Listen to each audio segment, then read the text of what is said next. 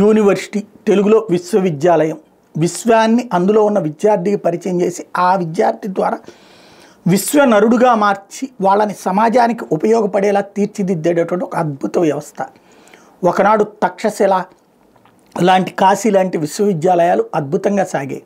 కానీ ఆ తర్వాత కాలంలో ఆ విశ్వవిద్యాలయాల ఘనత వలన భారతదేశం ఎదుగుతోందని గ్రహించి ఆ విశ్వవిద్యాలయాల్ని నాశనం చేశారు. అంటే విశ్వవిద్యాలయాల యొక్క ప్రాధాన్యతను మనం గుర్తించాలి.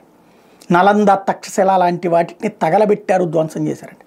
బట్ ఇవాళ ఆ రోజున పాపం ఖిల్జీలు, ఔరంగజేబులు, అక్బర్లు వీళ్ళందరికీ కూడా విశ్వవిద్యాలయాల్ని తగలబెట్టడం వాటితో చాలనుకున్నారు.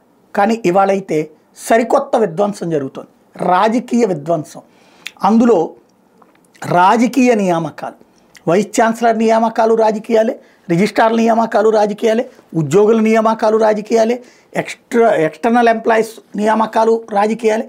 ఇలా నడుస్తున్నటువంటి వాటి మధ్యన ఒక బాధ్యతాయుతమైనటువంటి నిర్ణయం తీసుకున్నారు లోకేష్. ఈ దఫా ఏ రాజకీయ ప్రలోభాలకి గురి కాకుండా విద్యావంతులైనటువంటి వాళ్ళు, రాజకీయాలకు అతీతమైనటువంటి వాళ్ళని తీసుకొచ్చి వైస్ ఛాన్సలర్ పదవుల్లో కూర్చోబెట్టారు.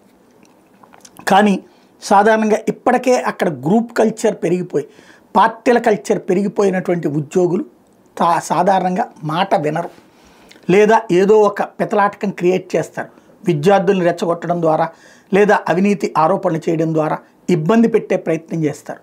వాటిని అధిగమించడానికి ఒక వ్యవస్థను ఏర్పాటు చేయాలి. బాధ్యతాయుతమైనటువంటి విధంగా ఉండే ఒక టీంని వైస్ ఛాన్సలర్కి సపోర్టింగ్గా ఉంచాలి. వీళ్ళు రాజకీయాలకు అతీతంగా ఉండాలి. బాధ్యతాయుతమైనటువంటి నిజాయితీ పరులైనటువంటి అందులోనే ఉన్నటువంటి ప్రొఫెసర్లు అయి ఉండాలి. వాళ్ళతో కమిటీలు ఇది ఏర్పాటు చేస్తే రాబోయేటటువంటి సంక్షోభాన్ని ముందుగానే నియంత్రించడానికి వీలవుతుంది. చాలా చక్కటి నిర్ణయం తీసుకున్నారు. యూనివర్సిటీలు నిజమైనటువంటి విద్య ఆలయాల కింద మారాల్సినటువంటి అవసరం ప్రారంభించినటువంటి లోకేష్ గారు దాన్ని కొనసాగించాల్సిన బాధ్యత ఆయన చేతిలోనే ఉంది.